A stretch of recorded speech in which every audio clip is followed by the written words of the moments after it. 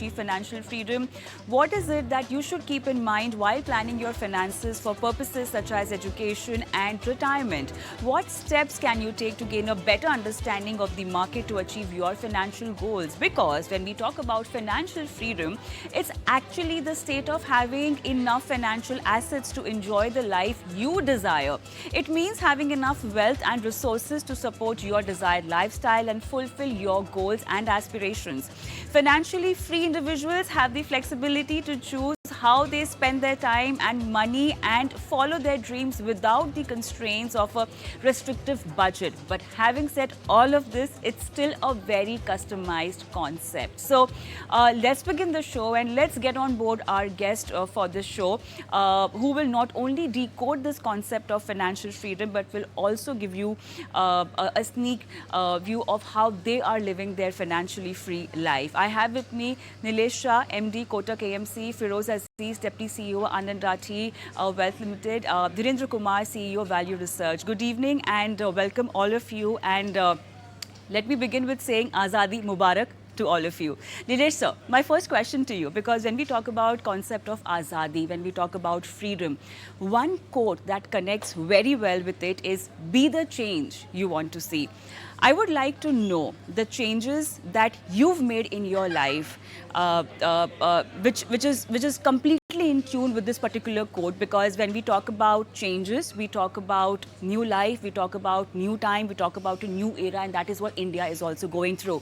So, Nilesh sir, the question to you is, what would you, as an example, what would you like to tell me when I ask you what's the kind of change that you've gotten in yourself, personal, professional life, and that particular change you already maybe have seen in India so far, because we are talking about the independence story, we are celebrating Azadi. So, what is it that you'll have to say? So, Kavita, first of all, very happy Independence Day to our viewers. Azadi ki dher sari shubhkamnaएं. My father died very early when I was very young, and my mother, was always dependent on me for her retirement.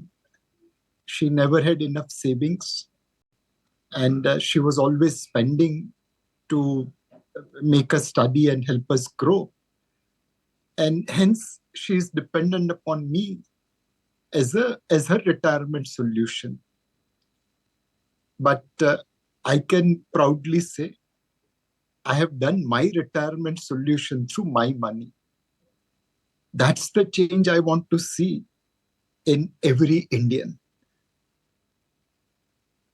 Today, I believe I'm taking good care of my mom, but she may have a different opinion. But she doesn't have choice because she never saved anything. She always spent money on making us study and grow. But I want every Indian to be financially independent. I will pray that your next generation will take very good care of you. But Firbi, let's be financially independent, secure your financial freedom through investment rather than depend upon next generation. That's the change I have done in my life, and I want every Indian to follow. So Nilesh sir, we can say that you have achieved this very important goal of financial independence in your life. Can we say that? Absolutely. Perfect. Dhirendra sir, let's move on to your question. And the same question to you also, actually. Be the change you want to see. And I'm assuming that you will be focusing more on the financial aspect of it. So what's going to be your answer for that? No, I think I'm pretty close. It will sound like bragging about myself, but I can tell you that, I've been a very disciplined spender. I have always thought before spending, and I have always delayed my spending or consumption. And that's why, I would like to share my experience that delayed gratification translates into huge benefit for you because your money compounds. And in fact, few of the things which were applicable to me but may not be applicable to many, may not be valid for many investors. That I've been an entrepreneur right after my graduation from 1990. I became a graduate in 1990, and then I set up Value Research. So what happened was, Uh, I was unable to invest for the initial couple of years, except for the tax saving funds. I could not invest anything more.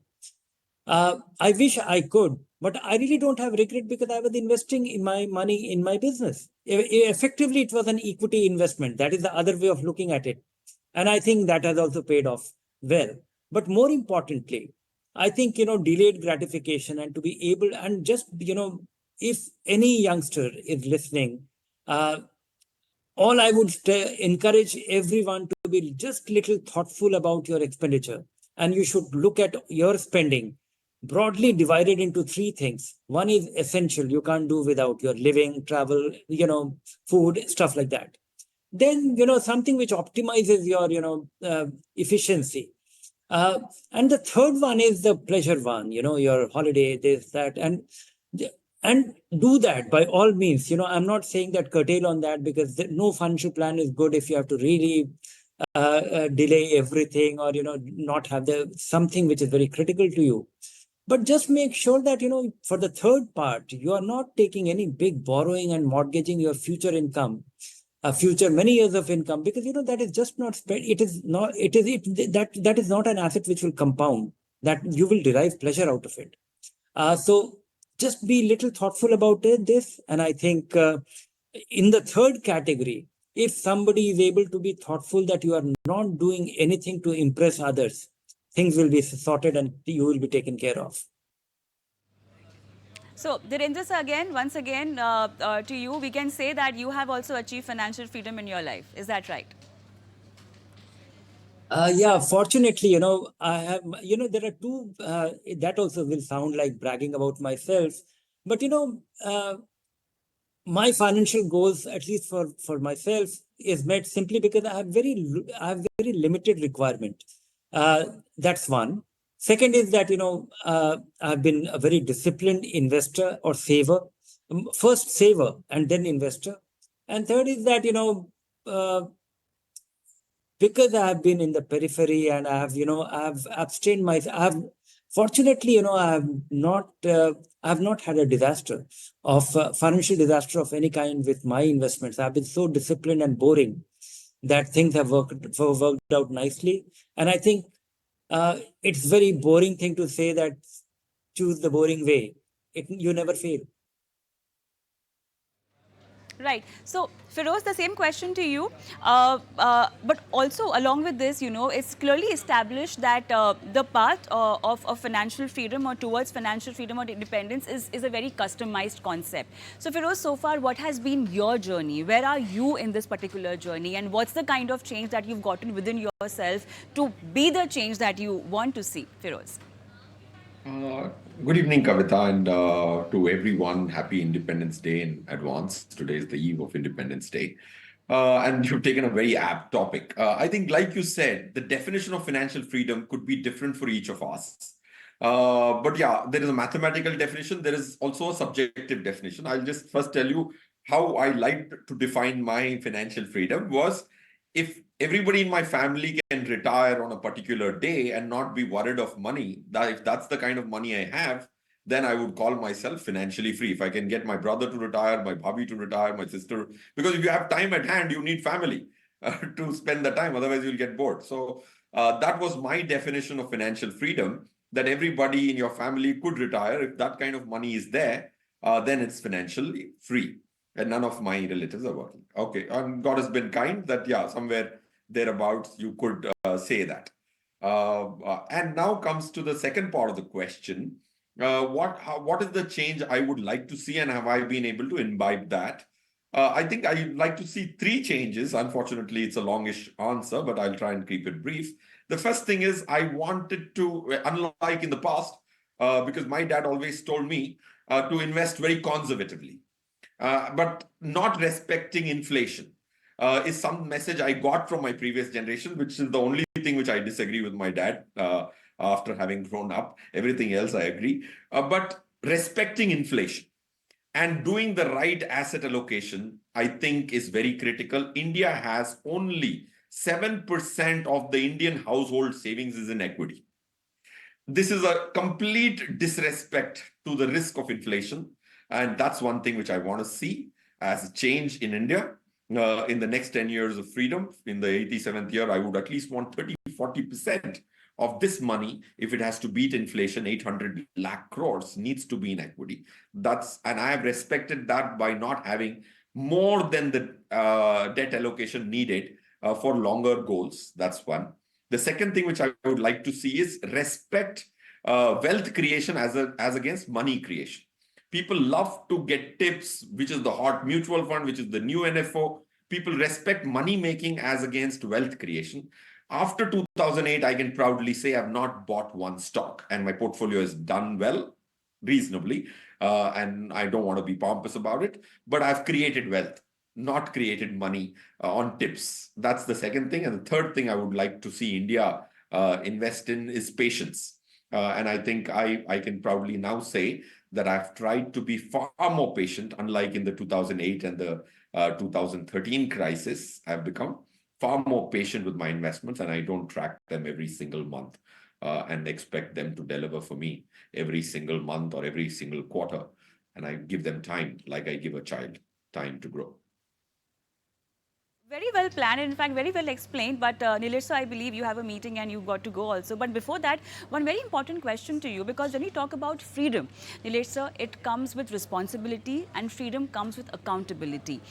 Yes, we are talking about having the right kind of strategies. We are having the conversation about having the right kind of fundamentals when you want to achieve this particular goal, or at least start planning this particular goal or that phase in life where you want to be financially independent and free.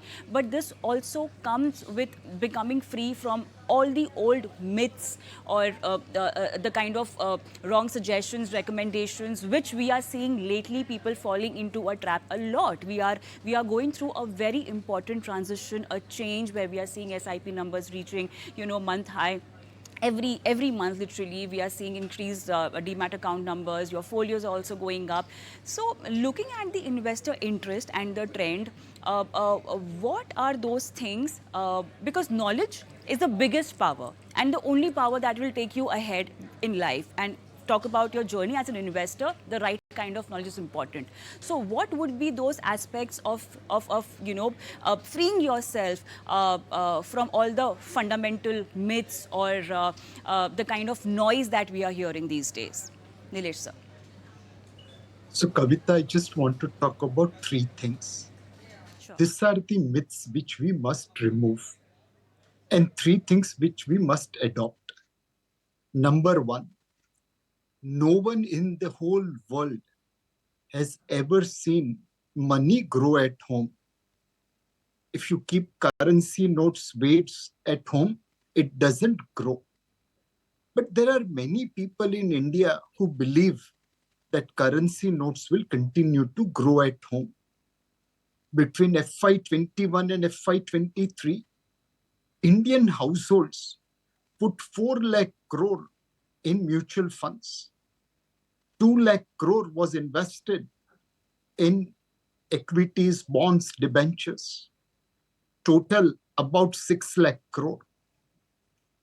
But 9 lakh crore was invested in currency notes, more than what was given in mutual funds or direct equity. Please, please, please, all Indians, be aware that currency note cannot grow. It only depreciates thanks to inflation. Please get freedom from that myth that currency will grow at home. The second myth is I can become wealthy or I can make return without taking risk. In the same report which talked about currencies getting invested more than equities and mutual funds, if we do the breakup, 7% of wealth, 7% of savings between FY21 to 23 was invested in real return product, which is mutual funds, bonds, debentures, and equities. 93% of savings was allocated to currency notes, deposits, insurance, small savings, pension fund.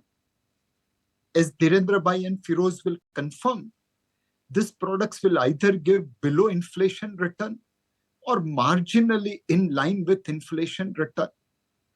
How can you become wealthy with that kind of asset allocation where 93% of your savings is not going to deliver real return. Of course, there is complexities, there is worry while investing in risk-taking assets like equities, bonds, debentures, mutual funds. But that's where you have guidance like Dhirendra Bhai and advisors, distributors like Feroze Bhai. With their advice and support, you will be able to invest for real return. Please, please, please invest for real return, even though it means taking some risk. The third thing, Kavita, again reinforcing how one decision can impact you. When we all started our career, the first investment from a taxation point of view was in public provident fund account and provident funds. If you invested 12,500 rupee each month for last 25 years in PPF account, that's about 37.5 lakh rupee. It would have grown to about 1.07 crore over 25 years when I last calculated it. That's tax-free in nature. But the same money invested in equity-linked savings scheme over 25 years with 12,500 SIP will still require 37.5 lakh rupee to invest. But that would have grown to about 4.4 crore when I last calculated. That's taxable, remove tax out, and yet you gain 3 crores more on a 37.5 lakh rupee investment over a 25-year period. How many Indians have PPF accounts and PF accounts? And how many Indians have 3 crore rupees in retirement kitty? Just one decision of going for risk versus not going for risk creates such a big gap. So my only recommendation to investor, get financial freedom through regular investment. Little drops of water will make an ocean. Be a disciplined investor. Don't look at past performance and invest. Please invest in a basket of securities from debt, equity, real estate, commodity. Don't put all eggs in one basket. And finally, be a long-term investor. Jaldi ka kaam, saitan ka hota hai. Investment is like birbal ki khichdi, pakne mein samay lagta hai. My humble submission to all Indians is, let's get financial freedom by becoming a regular investor, long-term investor, and disciplined investor. Exactly. And, this might sound really boring, but these are the basic fundamental concepts that will take you a long way. And so, taking Nilesh sir's answer ahead, Dhirendra, the other question to you, or something in tune, when we talk about Gen Zs, when you talk about millennials, these are the main points which are lacking in their understanding of making money, or maybe having the understanding of creating wealth. So they understand money making, which is why we will see them putting money in speculative assets. But having said that, because we are putting so much of thrust on having the right strategy for financial independence and financial freedom, can we achieve that at any age? It's a customized concept. You really need to have a formula for that, basis on your understanding of financial independence, the kind of lifestyle you have. But having said that, can you begin this journey at any age? How do you do like a back calculation to achieve this particular life goal? Dhirendra. No, this is actually the end thing. Everybody is getting inspired by FIRE, which is financial independence and retire early, and it's a good goal to aspire for.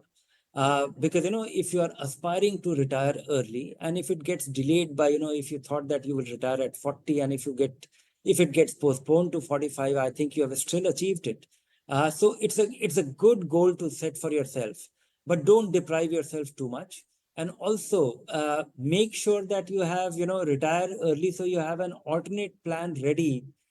You might be financially independent, you might be financially on your feet, and make sure that you have little more than enough, so that just in case you live longer, that will also be taken care of.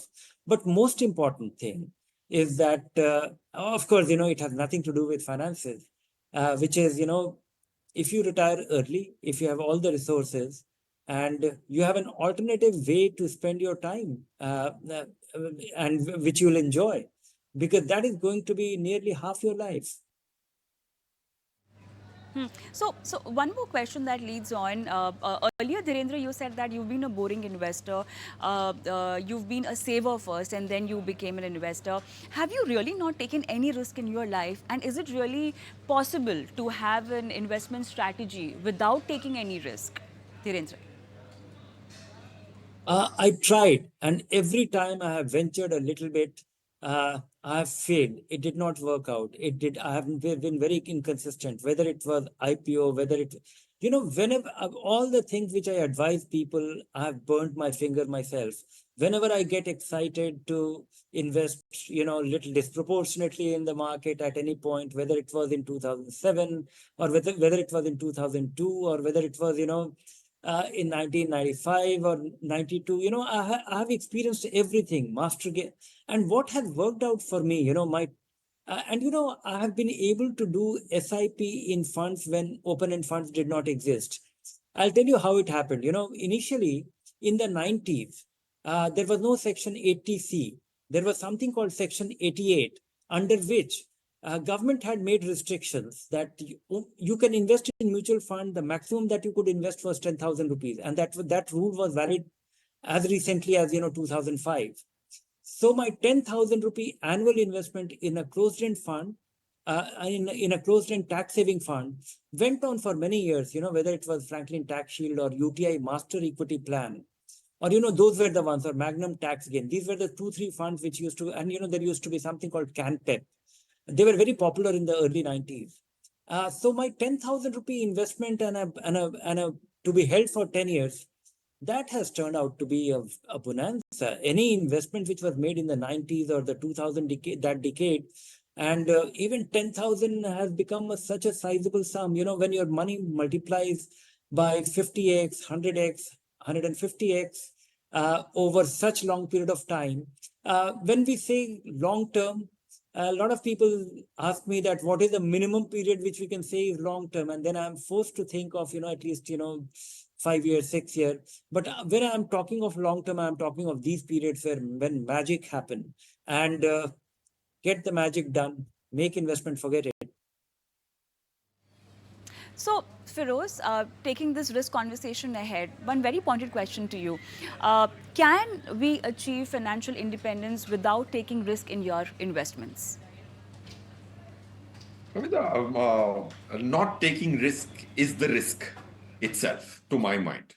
Okay, and risk is also so subjective, right? It is not just the market risk. What intimidates people, investors, youngsters, or even the people who are millennials, is the market risk alone. But that's not the only risk. There are four risks actually. There is market risk, which is the price risk. The change in price of your portfolio every day is market risk. Change in the power of your money is inflation risk. Over long periods of time, it becomes a very, very strong risk. If I could buy something in 1980 with 100 rupees, today I need 4,800 rupees to buy it. The same commodities, now I'll need 48 times more money. If your money is not going to grow more than 48 times in these 43 years, 44 years, you've lost out the purchasing power. Not the optical power, but the purchasing power. The third risk is your liquidity risk. Indians don't respect liquidity risk so much. I have met people who have maybe a 50 crore net worth, but they cannot access their 49 crore, 30 lakhs on a click of a button.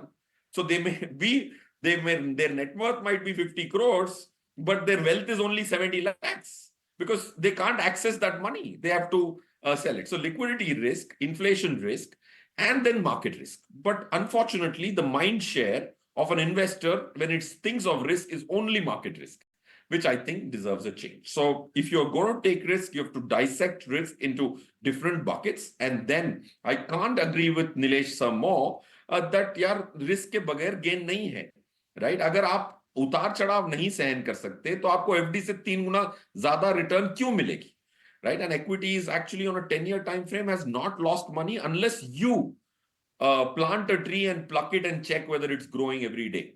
If you leave it alone, it like Dhirendra sir also said, if you leave it alone, you will make money. That's not a risk at all in long term. Right. I do have a lot of questions for all three of you, but then my time is up on this edition, on this very special edition on financial independence. Thank you so much, Nilesh sir, Feroze and Dhirendra, being on the show and helping our viewers and guiding them, hand-holding them towards achieving this very important goal in their life of living financially free. Thank you so much. And with that, it's a wrap on the show as well. But once again, before I sign off, very happy Independence Day to all of you from the entire team of ET Now. Thank you so much for watching. Goodbye.